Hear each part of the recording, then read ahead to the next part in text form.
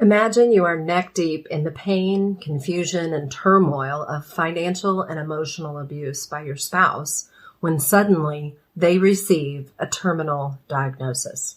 What would you do? Tune in this week to the Starting Over Stronger podcast to hear survivor Kasey Rogers tell us what she did when faced with these seemingly insurmountable obstacles.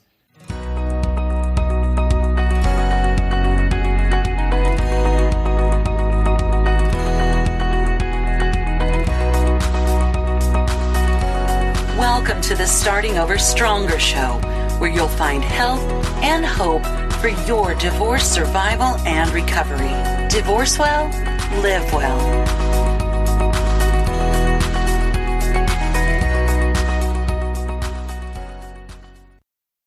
Welcome back to the Starting Over Stronger show. I'm excited today to be joined by another Starting Over Stronger survivor, someone who I'm sure will agree that she is starting over stronger, and she's going to tell us all about that. Welcome to the show, Kasey.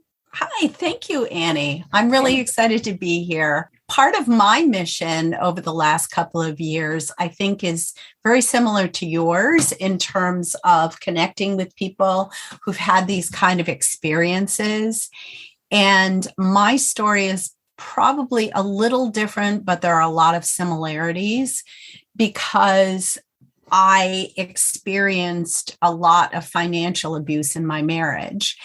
And financial abuse is something that's finally starting to get a lot of media recognition. I noticed 2 national news stories recently that was exposing not only the dangers of financial abuse, but that it exists at all, and how devastating it can be to both men and women who are either going through divorce or are in relationships where their partners control them by controlling their finances.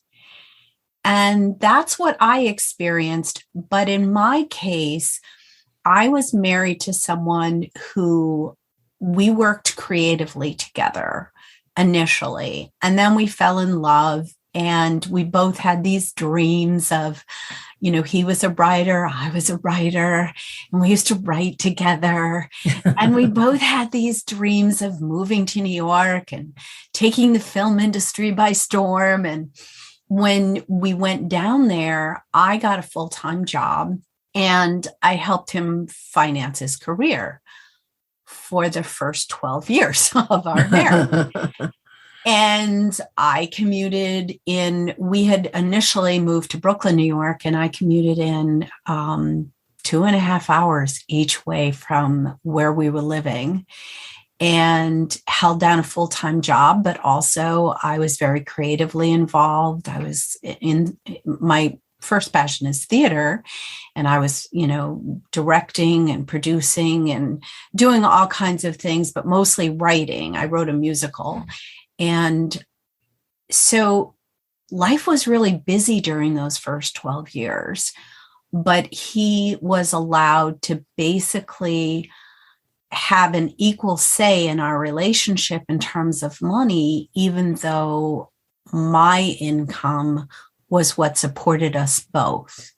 And most of the money that he earned was put back into his business and equipment and things to further his career. So it wasn't until I was in my early 40s and I wanted to start a family, and I asked over and over again, obviously you had to be a part of that. And we finally made the decision after a lot of very difficult moments between us to have children. And we were very, very fortunate that even given my advanced age, that we did in vitro, and we had these wonderful twins. But commuting into New York and trying to raise children, and I also had a physical ailment at the time. I had a condition that made me exhausted.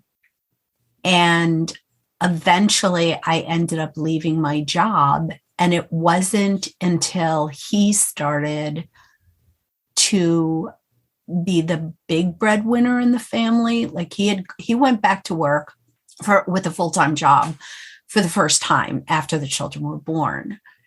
So when I no longer controlled the had the biggest input in terms of, money, I worked in the film industry and made a lot of money. Slowly, my equality was erased. I no longer had any say in any decisions. And what happened was I started, I've always been somebody that writes a journal and I keep track of things. And I started to notice all the times that my time and energy was being controlled. I couldn't make phone calls without comments about how my friends were using me, or that I had spent too much time on the phone, or if I wanted to go out with like some friends or something, they had to be friends that he liked. If I wanted to go to something with somebody that he wasn't crazy about, there was always a reason why I shouldn't go.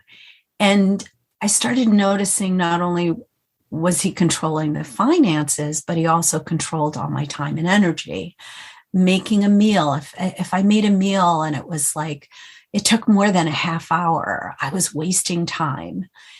And there were just so many things that, because we were married for so long and we didn't have children and our lives were kind of unconventional, that I just never picked up on.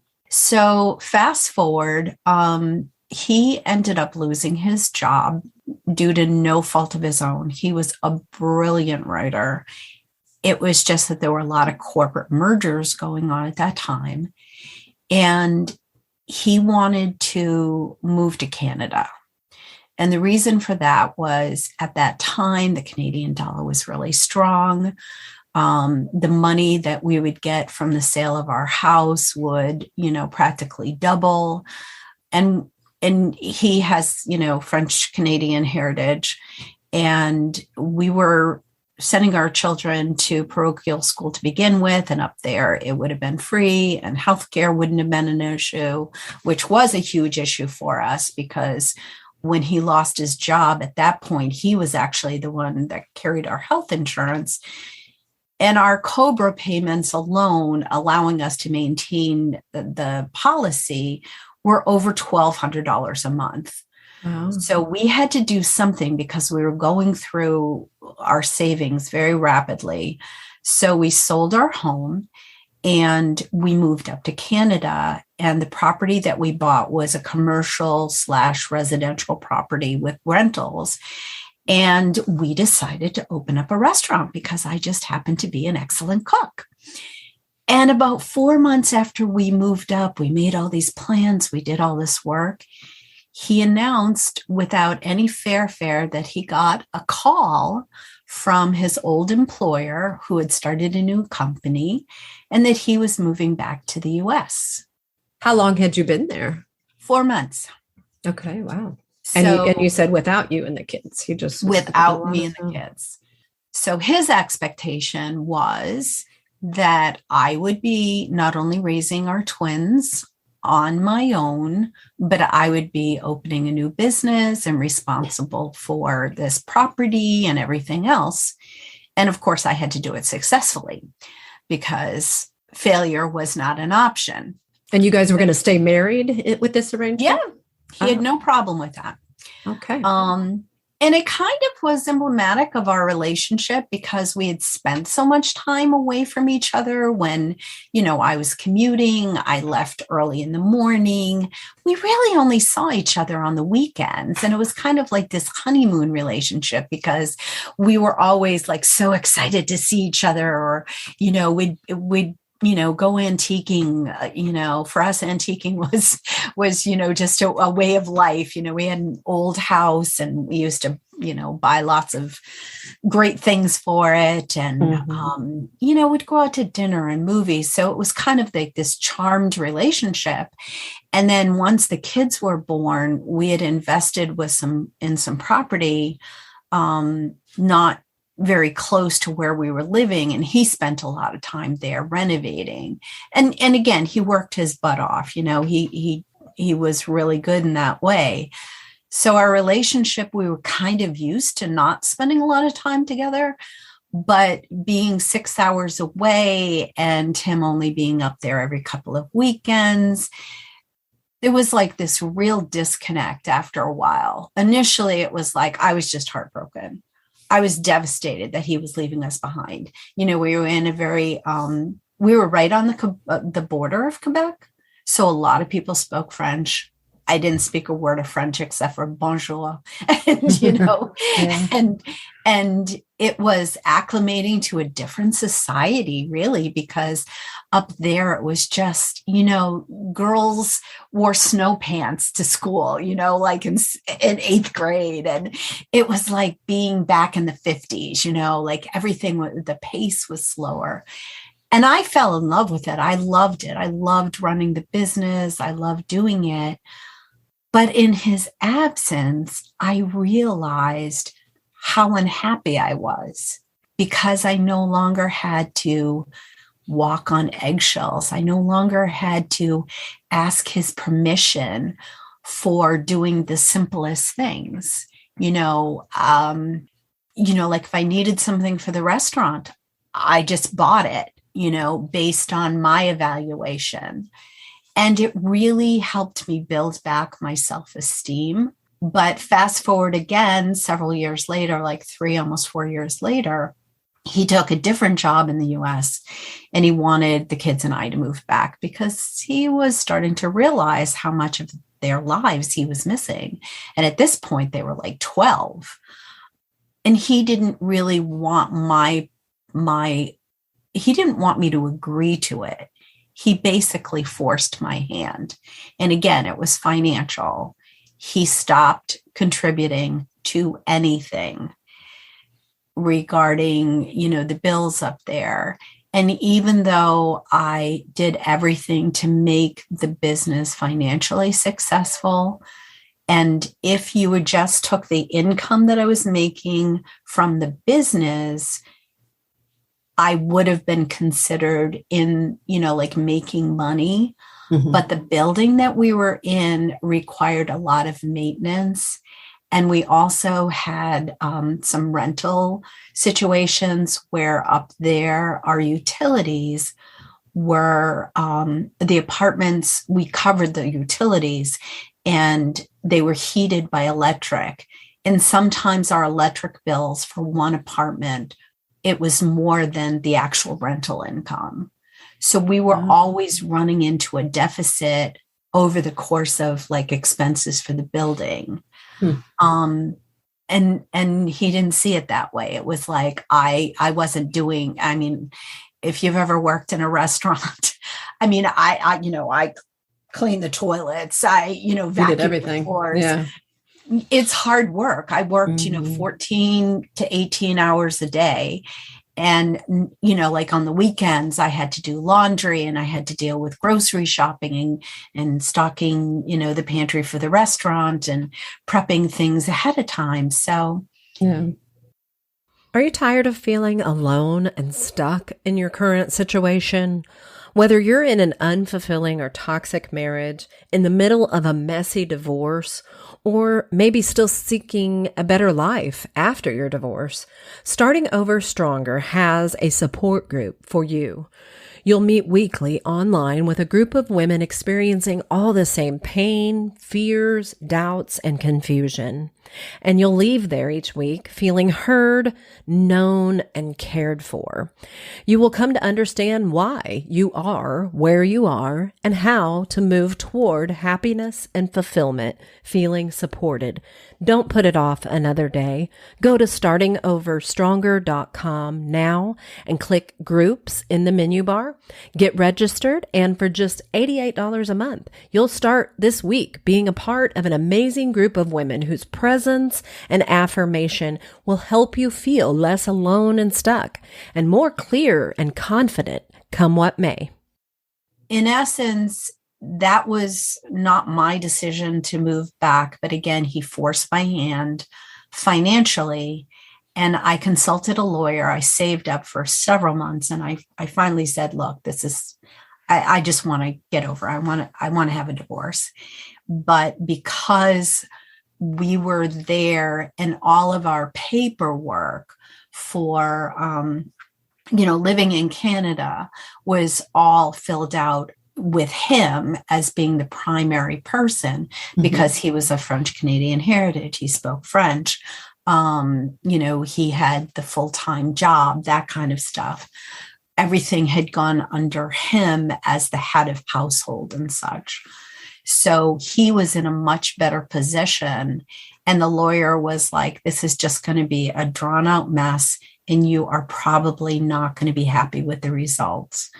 So I went back to the States, and that's when things really, really fell apart, because when I got back there, again, I wasn't really thinking about the financial aspect of our relationship being abusive.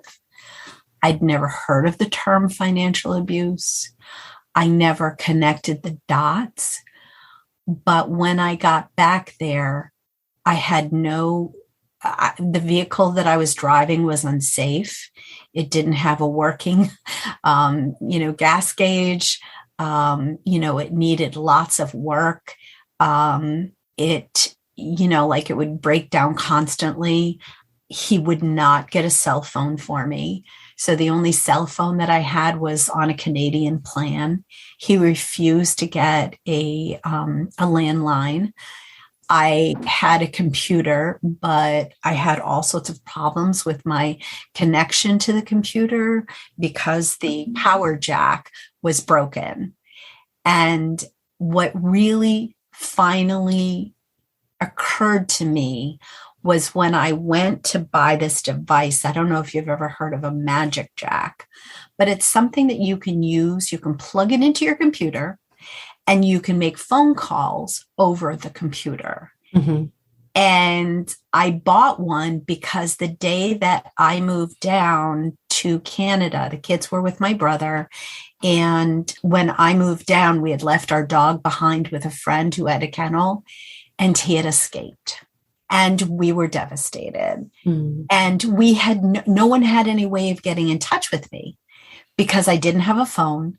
My computer was only iffy. So I went out and I bought this device so I could make phone calls, and it cost like $50. And basically what I did was I, scrounged around the house for change, like into the closets, into the car, wherever I could find change. And when he got home, he was angrier than I have ever seen him, because I had solved a problem that he, in essence, was trying to perpetuate, and that was isolating me. And that's what people that use finances do a lot of times. What they do is they prevent their spouse from being proactive, being able to reach out to friends and family, getting a job that they would be independent. That was the other thing that was really glaring. My kids were going to a school. The school invited me to teach a course in filmmaking in exchange for tuition, which was a great deal. He didn't consider that work. And he kept on insisting that the only thing that he wanted me to do that he would approve of was getting a job at a place like Walmart. He kept, and this was at a time when we were just starting to recover from the recession. So, like even jobs at Walmart, as like they were paying minimum wage, but they weren't even that available. And instead, what I did was I reached out to the principal of the school, and I was like, I'm a caterer, it's like I had owned the restaurant and I had catered and did all these things. And she hired me to do like a catering job for an event that they were having. So I was making more money in one day than I would have made in like a month at Walmart, or maybe not a month, but you know what I mean? Yeah. But that wasn't acceptable, because the thing is that what financial abuse is about is controlling the person that you're in the relationship with. Yeah. And like another thing that had occurred is that he had run up all our credit cards while he was in the States and I was up in Canada, to the point where we had to file for bankruptcy because he was using our credit to repair these properties that we shouldn't have bought in the first place. They were in such a state of disrepair. And his thought was, wow, we could get 2 properties with 4 rentals and fix them up. And he was brilliant about like plumbing and electric. And I got the idea. But the thing is that took him away from his children, but it also, meant that we weren't going to have any rental income until those properties were ready to go. And what he did was he racked up these huge debts trying to, invest in these properties. And then the recession hit and, like the market was in a tailspin. So, but I ask you a question, though. Sure. I know there's obviously an element of control here in this situation, but I'm curious if there's also an element of him just being a cheapskate, for lack of a better word. Was he also going without a phone and without things? Oh, no. Okay. When he needed something, he got it. Okay. So you were the only one that was expected to sacrifice, right, financially. And here's the thing, he was cheap, but only in certain ways. Like if he was ordering something from some, place online, he would pay for expediting the shipping. Yeah. Even if it was like something ridiculous. If I wanted that same thing, I was called out over it. You just needed to wait. Right, exactly. Yeah. And like time after time, finances just more than anything else just illustrated how imbalanced our relationship was. Yeah, right. So did you say that you had consulted with an attorney when you were still in Canada? In Canada, yeah. And you decided at that time not to pursue a divorce? Oh, I wanted a divorce. Yeah. I just couldn't do it the way that I thought, and I couldn't stay in Canada. Okay. And my goal was to get back down to the States and figure out how I could support myself and the kids and leave him without jeopardizing everything else. Yeah. Because we owned the business in Canada, we owned the building in Canada. I figured at least if I could hang on to the marriage long enough for that to go into play, then I could potentially use that money to start over. Okay. It didn't unfold that way. I did leave him once based on the recommendation of a counselor that I went to see, because he started becoming extremely, extremely hostile and erratic, and things were escalating. He was angry all the time over the most minor things. And I didn't know why. I knew something was going on. I knew that he was lying to people, because one of the things that started the ball rolling for me to really know how bad things were was I found a little book with all his passwords in it to his email accounts. And he had left it behind in Canada and didn't realize it. He thought he had lost it. And I found it under the desk one day. And I was like, gee, wait a minute. I saw something under the desk. And I went and I logged onto his email accounts. And he was telling everybody that I had blown through our savings and that I had never done this and that for the business. And he was primarily telling this to family members, and he was making them promise not to talk to me about it. So he thought he was safe because, of course, they would be on his side of the argument. Mm-hmm. So I realized how bad it was. And when I was down in the States and he started he just started being incredibly hostile. And I had left him, and it was that realization after I left, I had no way of staying away. I had no money. I had no job. I had no prospect of a job. I didn't have a vehicle, and I could not. I mean, at this point, I was, 54 years of age. I had a very difficult resume because I was all over the place. I was in the film industry, and I taught school, and I catered, and I did websites. And, the last job I had was for myself. So it was very difficult, like finding any meaningful work. Mm-hmm. So, but I went to see a counselor when he started getting so hostile that I felt like I had to protect myself at that point. I was just to the point where I was afraid that he was just going to explode and, do something really, really bad because he was so tense all the time.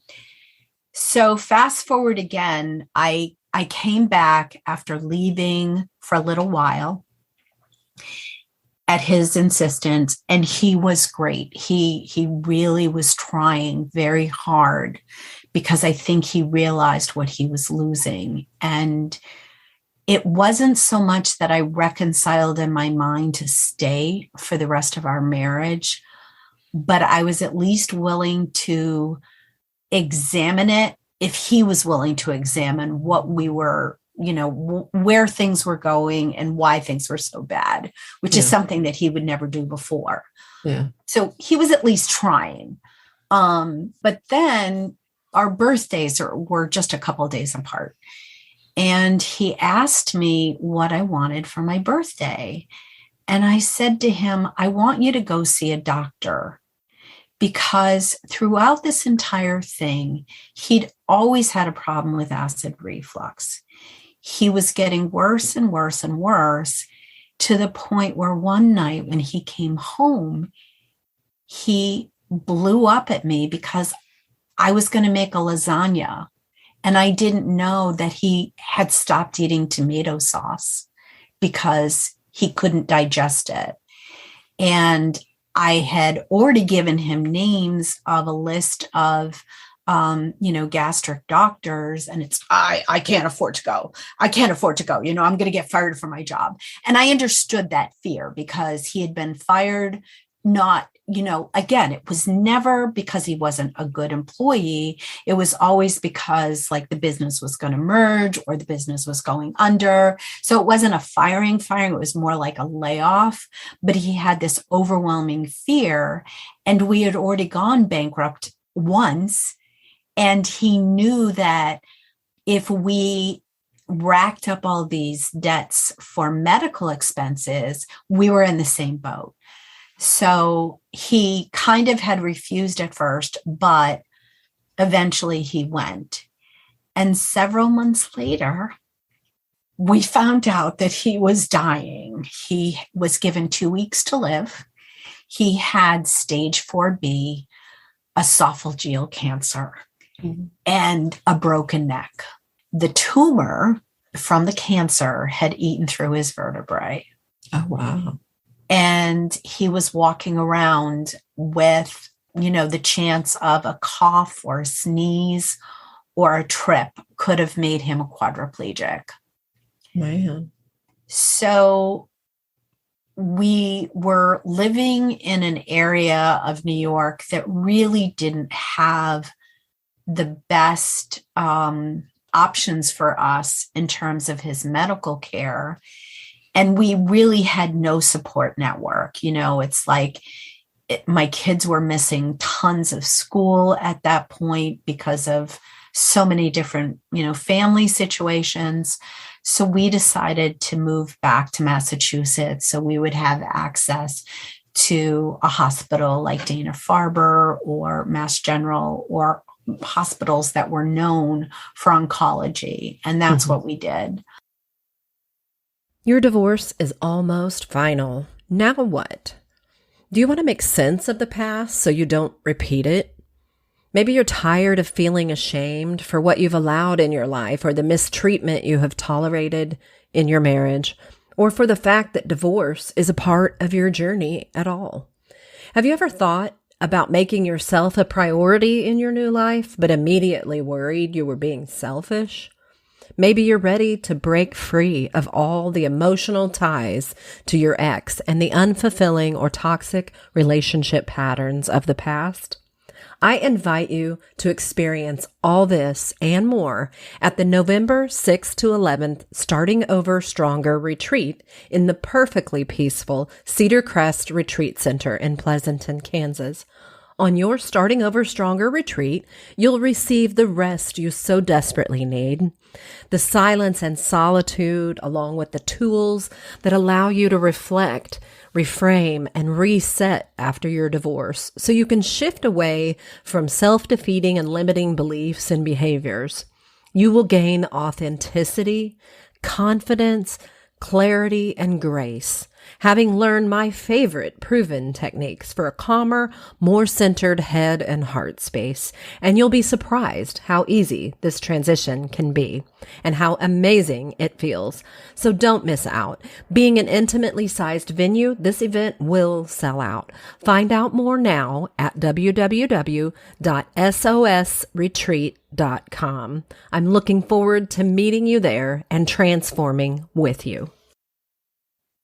The abuse, I mean, it wasn't just the financial abuse. He was very, very verbally abusive, lots and lots of gaslighting that went on. And again, I didn't have names for all of these things that happened. I didn't know what they were. I never thought that I, as an individual, like I thought that I was so enlightened as far as, I would never be in a relationship that was abusive because I know better. Mm-hmm. And it just dispelled all of the myths when I finally started to take a closer look that, I fell into every single, trope or, myth about what abuse was about. And he passed about 6 months after he was diagnosed. But it was that constant balance of both finances. He had no life insurance because he, quote, did not want me to profit from his death. So when he did pass, I was left penniless. And again, bad resume, all over the place, bad market for employment. And I was heartbroken, it's like I was married for 25 years at that point, and I was still being subjected to these demeaning comments about, how, he just always seemed so disappointed in me, that everything that I did, I was, just somehow a failure. And it started getting to me again. So it was that balance of trying to maintain my ability to realize that my self-esteem couldn't be wrapped up in his evaluation of me. Yeah. That it wasn't about me. It was really about him and how poorly he thought of himself. And it was a very, very difficult time, just being with his family. And of course, they were heartbroken that they were losing their son. And, I had to watch my children deal with leaving the country that they, had fallen in love with and had stability and friends and a restaurant named after them. Mm-hmm. So it wasn't until about 6 years after he had passed that I started writing a memoir. And I didn't write it initially to write a memoir, I wrote a story about how upset and sad I was over the healthcare system that I felt failed him. He was a brilliant man. He was a copywriter for the pharmaceutical industry. He knew so much. I mean, most people thought he was a doctor, but he was so fearful of spending, any medical expenses or going to the hospital and being diagnosed and racking up, like if you rack up $100,000 bill and you're only responsible for 20%, that's still $20,000. Mm-hmm. And so I just wrote a story about that and about finding out that he had cancer. And so I was getting my graduate degree at the time, and somebody was like, you really have to start putting this together as a memoir. There's more to the story here. And as I started thinking about it, at the time I was working at a college, and I had like a long winter break. I had I think it was like 4 or 5 weeks off. And I just sat down and I poured my heart out. And I mean, this as a writer, I sat down and I wrote 20,000 words in one day. Oh, wow. Because it was like I had gone through my journals and I had gone through the medical reports and I went through emails and everything just hit me right in the face. Yeah. All these things that I was denying about our relationship and trying to run away from were there. Mm-hmm. And the biggest element was the financial thing that I kept on coming back to. The fact that I had a play that, I had people that were Broadway producers interested in my play and my musical, but trying to work on it and trying to, have a demo tape or something like that. It was like my talents and ability and my time was always measured against what he thought was more valuable, which was his time and energy. So all of his resources went into supporting his career, and most of my resources went to supporting his career. Yeah. And it was evaluating that and saying, I just never saw it before. And you didn't really experience any of this or understand any of this dynamic while he was alive. This all was something that you discovered and really began to understand after his death? I understood it once I moved to Canada. I started to realize it once I moved to Canada, because every time he came north, it was so difficult to deal with him being there. Mm. Prime example, my dad passed away while we were there. And he refused to let me close the restaurant to grieve. Now, my dad was 93. It wasn't that it wasn't expected, but I was still heartbroken. Right. And he was the type of person that he was very close to his family. The moment anything happened with his family, he was off to be supportive. And it was seeing things like that were so emotionally connected. What we experienced, or what I experienced as a woman and as a mother and as his wife, was this slow erosion that it was really hard to perceive it until he was gone. And once he was gone, and again, I could breathe again. I could be myself again. I could laugh again. I could make decisions again without having to always question what I was doing. Yeah. But everything that I did, like when I was up there, schools in Canada don't have cafeterias in the elementary schools. So I put a proposal together and I started serving lunch to 5 area schools.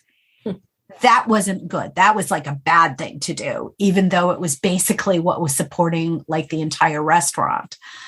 He would come in and make decisions. Oh, you have to be open on the weekends and you have to serve dinner and you have to like put an ice cream it was like, but he didn't want to have any like employees.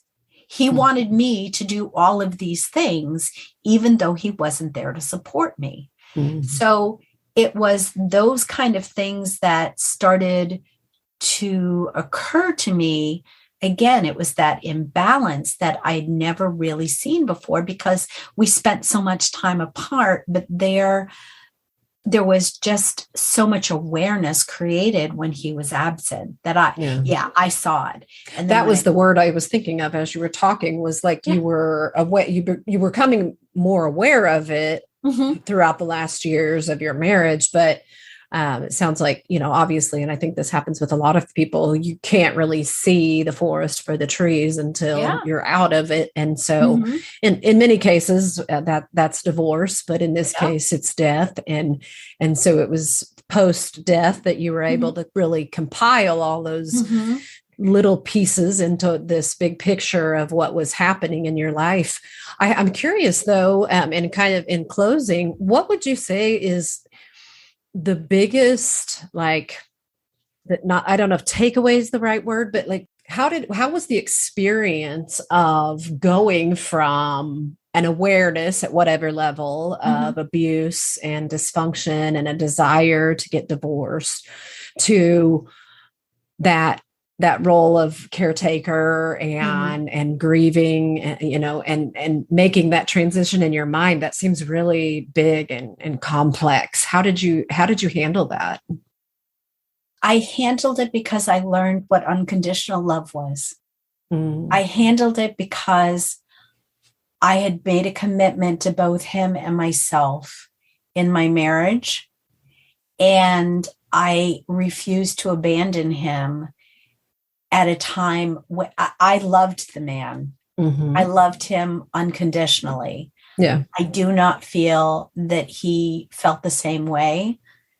I feel that he was not capable of those kinds of I don't know. I'm not sure why, but there were a lot of things that were going on in his mind, So I can't really address how he felt. I can address how he acted, but I tried my best to maintain my vision of a future as a strong individual for my kids.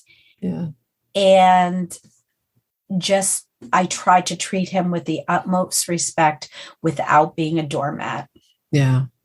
Well, that's awesome. I mean, there's such a depth to that, of the dignity that it took of you to walk that out in spite of how you must have been feeling. I can only imagine. Yeah. Well, and again, it's kind of why I sat down and wrote the work that I did, like my memoir is called Our Better Selves. And it's really about what I discovered through this very difficult process about what we're capable of when we try to act with dignity and grace and love and forgiveness, even for ourselves. I mean, I had to forgive myself for, I felt like I was, like such a fool. Yeah. I felt like I allowed myself to be walked on for so many years, but it wasn't until I had that perspective. Yeah. So, and I feel like if nothing else, when people read the memoir, the thing that people say that they walk away with, besides the whole thing about like learning what financial abuse is, but they also connect with those feelings of being in a marriage that leads you to feel inadequate, that, like that slow descent into losing yourself as an individual, because we put our families, we put our children, we put our jobs, and we put everything else before ourselves. Yeah. And it just leads us to, again, feeling inadequate and not like a complete person. Yeah. Ads are so annoying, aren't they? As a podcast listener myself, I know this to be true. However, as a podcaster, I also know they are necessary. It takes a lot of time and expense to put together a podcast that airs every week and comes to you at no cost. As a woman recovering from divorce myself, I know that you understand my time is valuable. And that's why after almost 2 years on the airwaves and over 100 episodes, I find it necessary to start advertising to make it possible to continue to bring you this quality content that I know you need and want each week. But you can skip the ads altogether. Want to know how? Go to patreon.com/SOS Divorce, and you'll be able to select from 3 Patreon fan club member tiers that range from just $5 to $10 a month. You'll never miss it, and you never have to hear another ad again. You can also get bonus content, early access to episodes, and more. That's patreon.com/SOS Divorce, and Patreon is spelled Patreon. Thank you for your support of me as I offer support to you. We are all in this together. Well, wow, you have a poignant story that I'm sure touches many, many people. And I want my listeners to know how to get a hold of your book if they're interested. Tell us again the title and of course, your name so they can look it up. Thank you. So you can order my book on my website. It's Kasey with a K, Kasey, Rogers, ROGERS.com. Or you can order it from any bookseller online. And most importantly, it is in several libraries. And that's my big goal. I've donated a lot of copies of the book to libraries because a lot of the women that experience the kind of thing that I do, they can't afford to buy a book. And this is not about, as a writer, making millions of dollars writing a book is not going to happen. Yeah. But unless you already made $1 million. Yeah, exactly. And everybody knows you. So I've donated a lot of books to the library, and there's an ebook, and I'm trying to do an audio book. And the title of the book again was what? It's called Our Better Selves, From Secrets and Lies to Healing and Forgiveness. Awesome. Yeah. So, Well, thank you again so much for being here on the show, for sharing your story, and for letting us know about your book so we can even read more if we're interested in doing so. I thank you very much for your time and just what you're doing to help people to understand the deep and lasting impact of financial abuse. Thank you so much, Annie. Have a wonderful day. And listeners, thank you so much for joining us again this week on the Starting Over Stronger show. We have all kinds of topics. If you've listened for any time at all, you know that we cover everything from your practical needs during divorce to just sitting back and listening to someone tell their story, because the most important thing that you can learn as you're going through a divorce is that you're not alone. Whatever you're facing, many someones have walked in those shoes, and just knowing that can bring such relief, and connecting with people and listening to those stories can bring such encouragement and inspiration, and courage to keep moving forward, to keep awakening and becoming more aware of your situation and learning how to take good care of yourself in whatever your situation is. So thank you for joining us today, and we'll see you again next week for more help as you divorce and hope as you are starting over stronger.